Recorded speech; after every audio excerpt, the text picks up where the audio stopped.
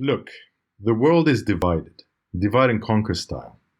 One side says lockdowns, restrictions, and suspensions of personal liberties are necessary to fight an epidemic. The other side says that human rights are more important and that people should be responsible for their own health individually, so lockdowns are not necessary nor moral. I won't go into this discussion because both sides have their more or less valid arguments, scientific arguments, ethical arguments, legal arguments, policy arguments. But my point here is not to discuss who's in the right. There is, however, one argument, in my opinion, that is the strongest and perhaps even final, I dare say, argument for those who oppose lockdowns and restrictions, since I have yet to find a logical counter-argument to it. So let's provide a bit of context here before I tell you what that argument is. Since human behavior is predictable and we base the whole science of finance and speculative trading on predictable psychodynamics and social mechanics, we understand that almost all, if not all, of human behavior is driven by incentive, whether conscious or unconscious. Since incentive drives our behavior, if we willingly submit everything, our time, energy, allegiances, money, and labor, and rights, whenever there is an emergency, aren't we incentivizing emergencies to be manufactured in the future? In the case of a bioemergency, which is extremely easy to manufacture, by the way, it's not like a super tornado or anything, but how are we not incentivizing the creation and manufacturing of bio-crises by those who wish to exploit the masses and who stand to benefit from all these restrictions? If we so easily relinquish our freedoms during an epidemic, even if it is necessary, aren't we creating incentive for more epidemics to be manufactured? Who would benefit from restrictions? Several interest groups, and they did benefit a lot. Here are a couple. 1. Money supply monopolists, like the World Bank, who have sponsored this biocrisis and who greatly benefit from the counterfeiting of close to infinite money without inflation, since they can suppress the world economy 2 or 3 times a year with lockdowns, not every 6 years, with the old model of predictable economic cycles. 2.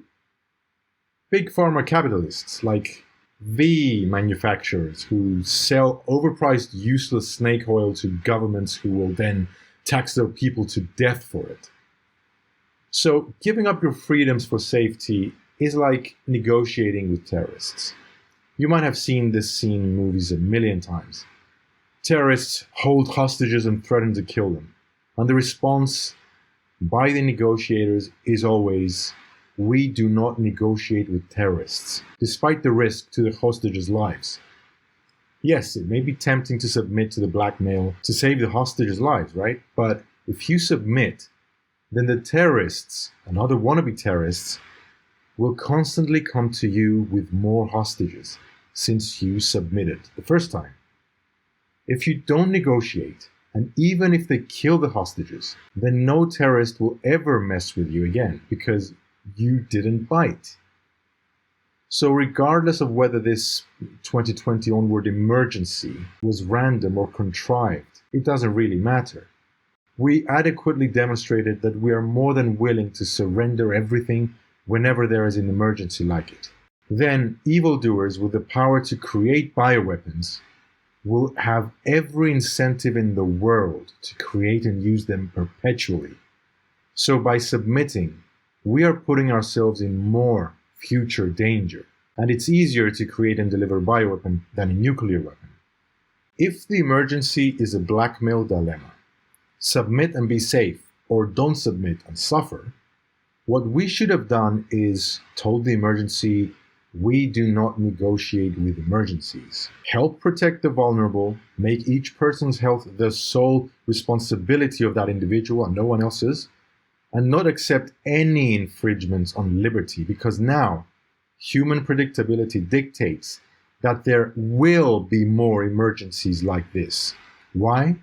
Because when you pay up to someone who extorts you, you can expect the extortion to carry on indefinitely. It's better to cut your losses, accept the first hit, and then move on knowing that no one will have the incentive to extort you again, because they know you do not buckle under fear. Once you show that fear can get you to do anything, expect more fear to come your way. When you submit to blackmail, you will inevitably cause and invite more blackmail against you. It's predictable human behavior based on incentive. Those who cower in the face of danger invite more of it. Thank you for listening. You're awesome.